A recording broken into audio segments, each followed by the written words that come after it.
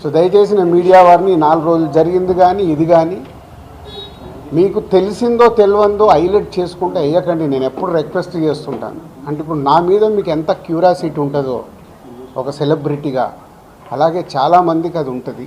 తప్పుడు న్యూస్ వెళ్ళినప్పుడు అక్కడ వాళ్ళకి ఇటు మాకు తెలిసిన కుటుంబాలు కానీ ఇష్టపడే వాళ్ళు కానీ తప్పు న్యూస్లు వెళ్తాయి. దయచేసి మళ్ళీ నేను ఎప్పుడు చెప్పేదే మళ్ళీ చెప్తున్నాను, తప్పుడు న్యూస్ని బయటికి తీసుకెళ్ళకండి. Okay, thank you. ఎందుకు చేస్తారయ్యా?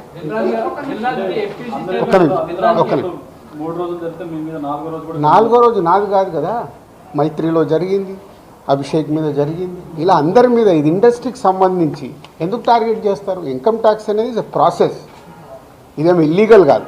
ఇన్కమ్ ట్యాక్స్ అనేది ప్రతి ఒక్కరికి, మీరు కూడా టీడీఎస్లు కడతారుగా, ఎందుకు కడతారు? అస్సలు తప్పు. ఇవే అంటున్నా, రాంగ్ న్యూస్లు మీ ఇష్టంకి వచ్చిన